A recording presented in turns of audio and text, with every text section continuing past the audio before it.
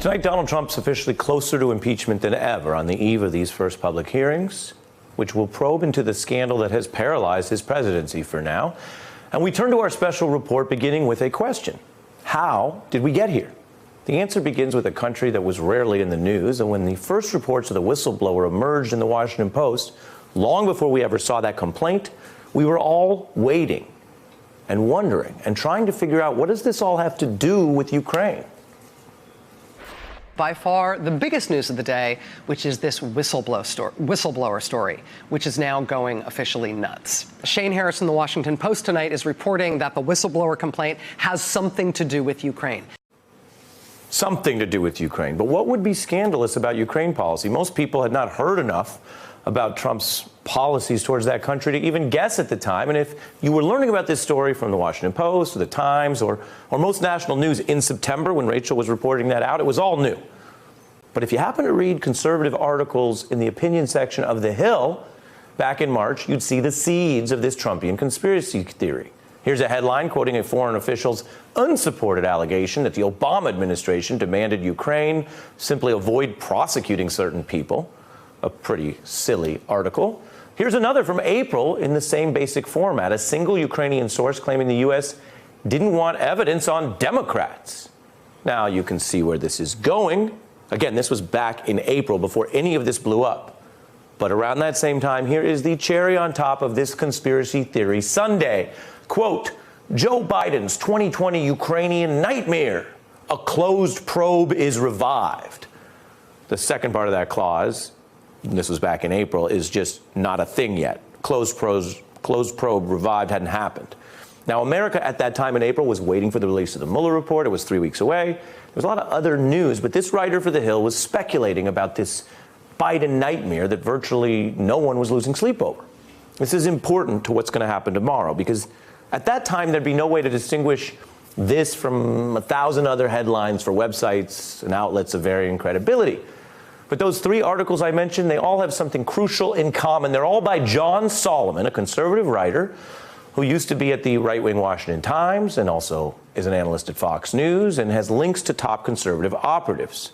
The Columbia Journalism Review has referred to him as having basically a history of bending the truth and distorting facts. You should know that up front. If you haven't heard much about Solomon, well, you may be about to hear a lot more about him in the impeachment hearings. Mr. Solomon and President Trump also have the same taste in lawyers. Solomon hired Joe diGenova, a lawyer that Trump tried to hire, and like some other politically aggressive lawyers that Donald Trump favors these days, diGenova does more than litigate. He pushes political agendas. He goes on Fox News, and that's where he dramatically previewed his disturbing material that would come from his now client, Solomon. This was back in March. There's some very disturbing details about it. They're about to come out in reporting by John Solomon. And I think once those details come out, I think there's going to have to be a full-fledged criminal investigation. Wow. Full-fledged. Sounds like he has the inside scoop on what his own client is writing. Now, that Fox News segment was touting the piece I just mentioned, that oh-so-understated headline, which reads kind of like InfoWars fan fiction. The one about the Ukrainian nightmare and the reviving of a probe. So step one, have your lawyer hype the piece on Hannity like there's some independent interest in it. Step two, well, obviously, go on Hannity yourself. Here was John Solomon citing his mysterious Ukrainian sources for this then obscure story.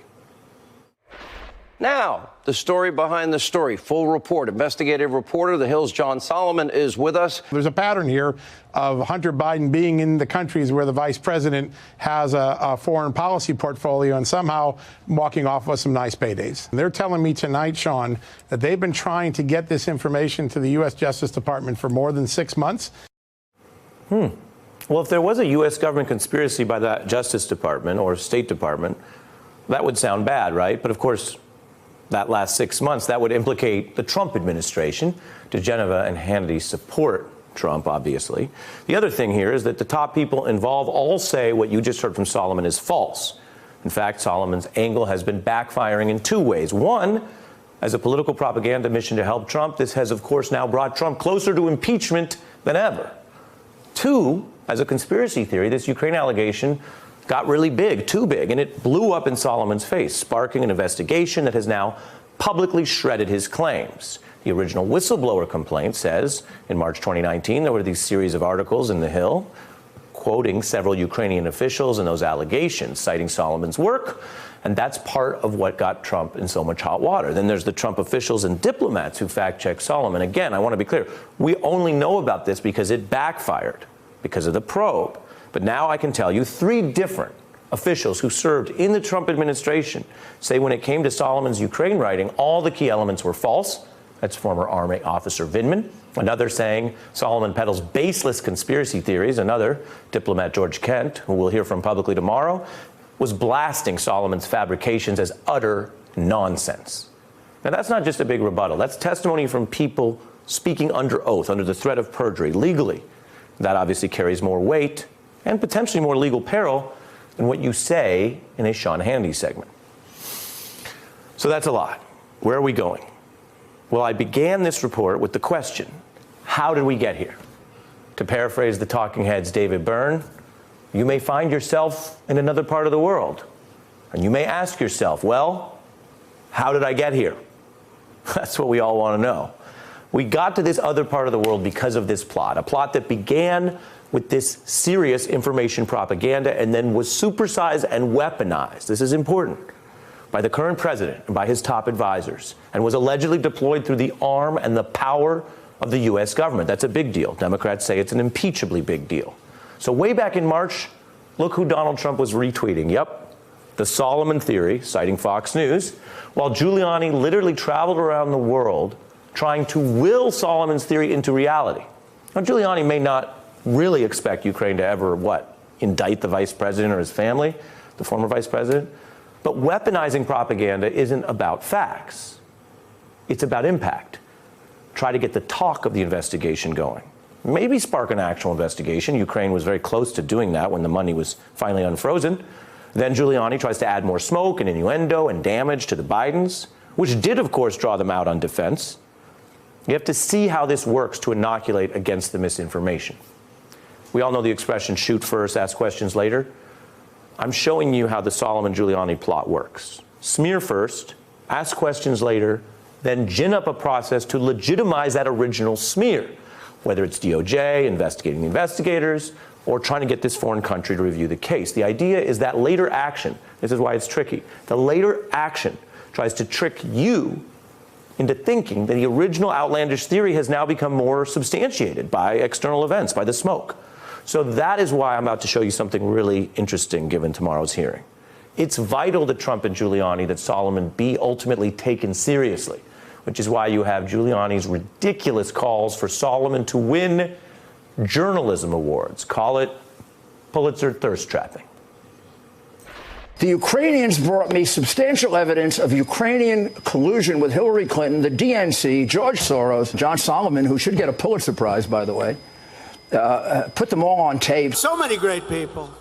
John Solomon should get the Pulitzer Prize. That's what the Trump fans are hearing in that stadium. If you hadn't heard that before, you see how that matters to this impeachment probe. John Solomon should get the Pulitzer Prize.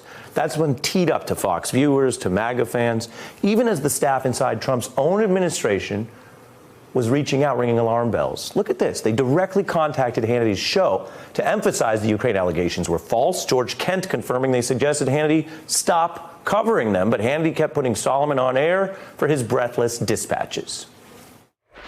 Ukrainian law enforcement officials saying, yes, we did try to tip the 2016 election in favor of Hillary Clinton. Joe Biden did to thwart an investigation of his son's company in Ukraine. The Clinton campaign, the DNC did to solicit Ukraine's help. You're going to hear from the Ukrainian embassy. I have in my possession documents from the Ukraine General Prosecutor's Office. They wanted to interview was Hunter Biden specifically about $3 million.